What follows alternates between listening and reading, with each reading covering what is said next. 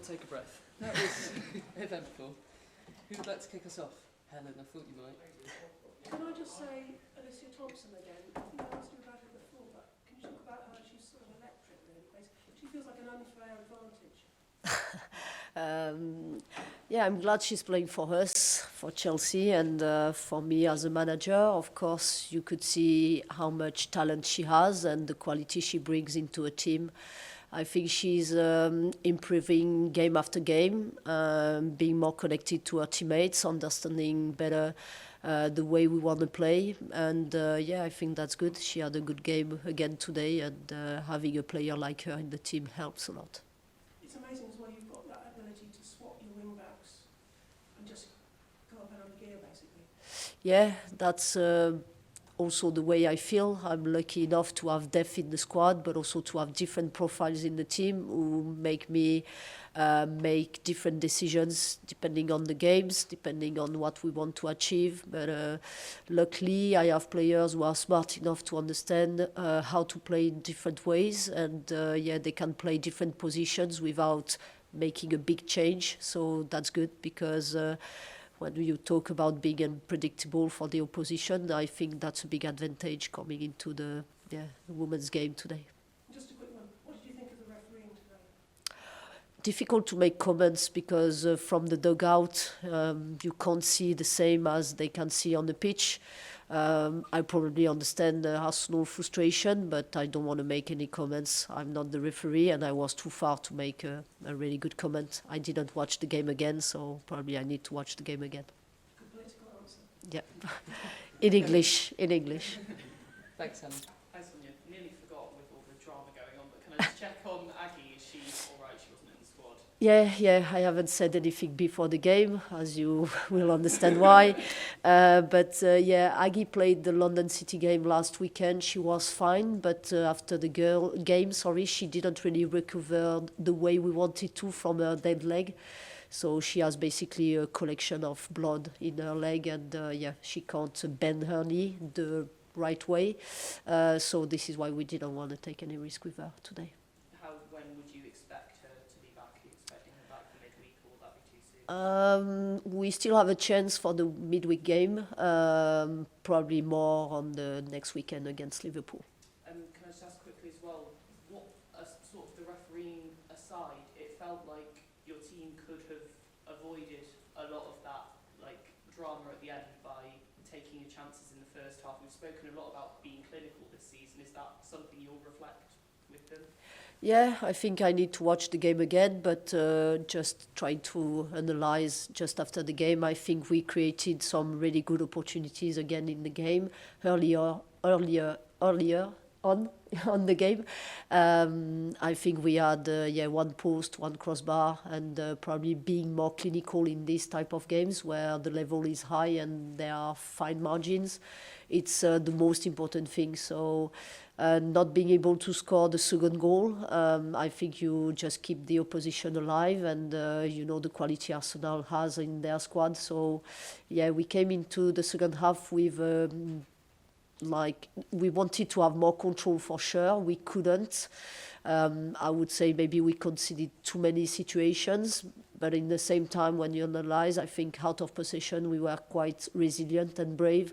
We stayed as a team, tried to protect the goal, and I think I'm probably more proud of that from the second half from my team, because resilience is something important, and when you want to go far in every competition, that's important not to concede many goals.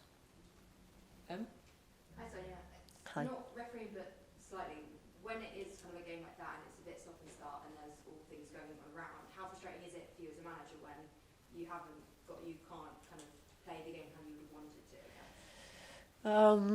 I think that's sometimes also positive to have this kind of breaks, especially when the opposition is trying to make you under pressure. So I would reflect saying, even if we always want the ball to be playing, we want the game to be the best beautiful game, sometimes the breaks brings some positives. So I think for me, it's more when you have this opportunity, you need to analyze, do we play fast, quick, or do we take the time for the players to get back to their position for us to be in a better position? Kit? Hi. Hi. Sonia, another one that is about refereeing, sort of. I know you don't want to comment on the decisions, but you said maybe Arsenal was slightly hard done by on a couple. I think you could say the same about Chelsea, were hard done by on a couple of decisions as well. We're all talking about the refereeing. The fans at the end are booing the officials. Is it a shame at all that this is the WSL's big game, us v Chelsea, because there's so much focus on refereeing at the end of it all rather than the players on the pitch? I think again, when you analyze the men's game, it happens also for them to have big games, and we talk at the end about the refereeing.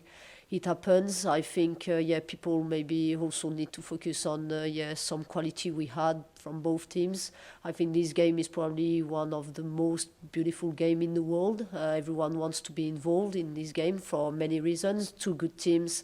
The atmosphere at the Emirates was great. So it's a really, really good publicity for the WSL.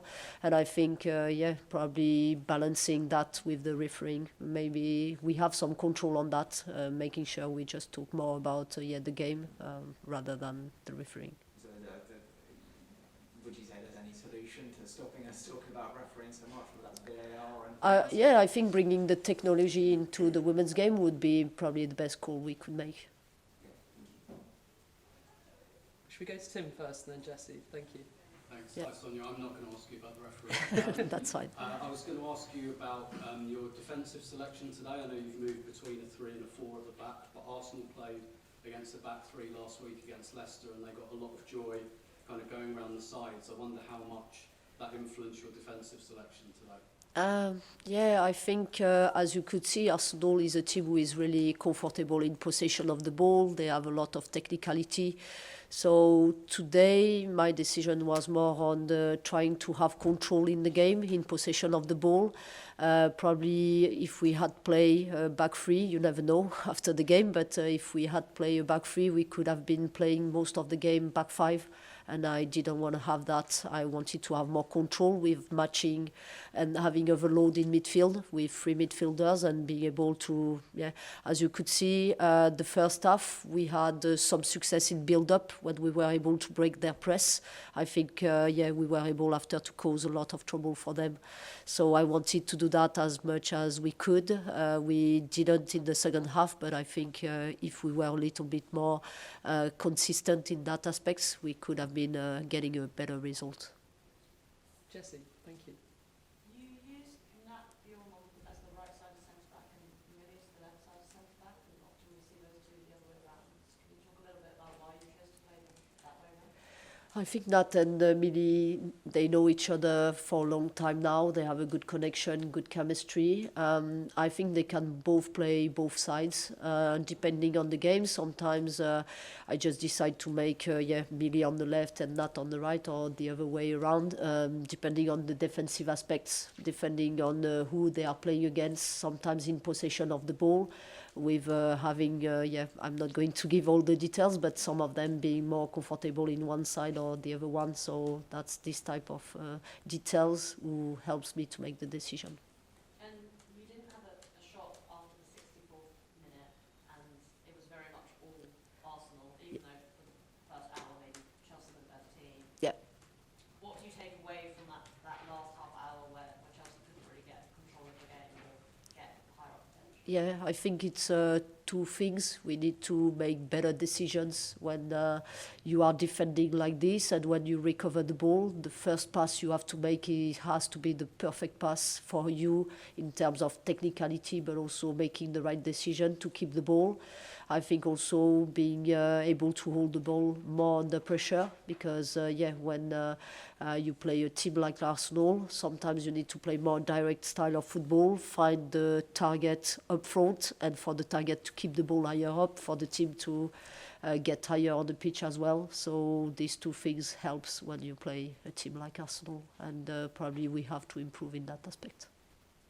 Catherine? Hi, Sonia. Hi. I just wondered if the backstage goal was disallowed, how quickly you realised it had been disallowed, because it seemed there was quite a lot of confusion from both sets of players, and in the stand it took a while for that message to be filtered through until Hannah was sort of then taking a free kick. I wondered if you've sort of seen it straight away or whether... Yeah, I have seen straight away because when they scored, I just looked at the referee and I saw from the beginning she was calling offside, and even on the corner kick when they scored, I could see the decision from the beginning. So yeah, I was not on emotions that much.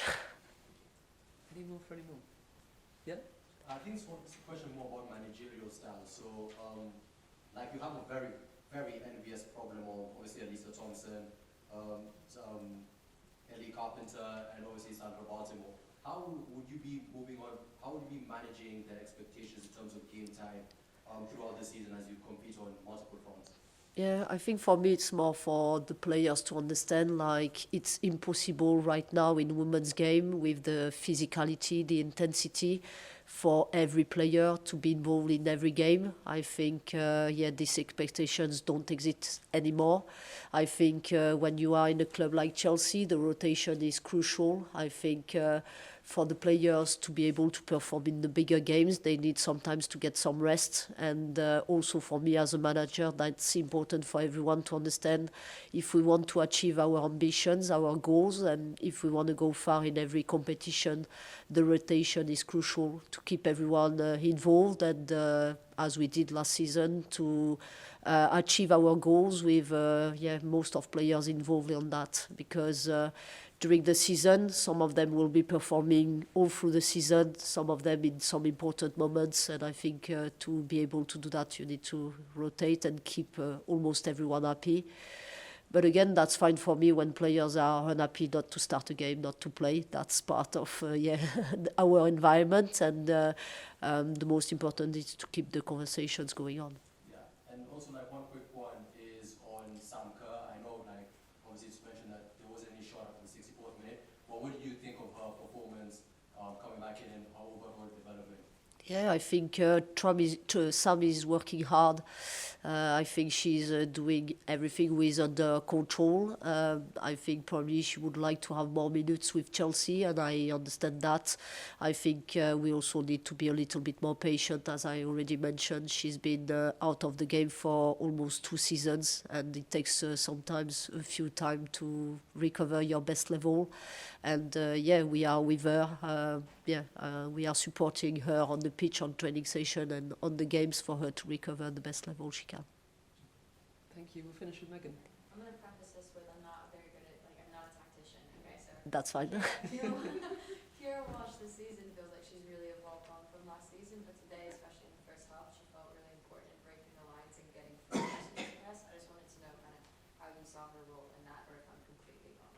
No, you're right. I think Kira is an important player for us in that aspect. She's really good holding the ball under pressure, breaking the press. She's smart, she understands, and she reads the game really well. She knows exactly where her position has to be on the pitch, and she plays with the opposition. When I say that, it's more like sometimes when she's making movements, she's trying to attract players to open spaces for her teammates. So that's perfectly what I want to have in my team.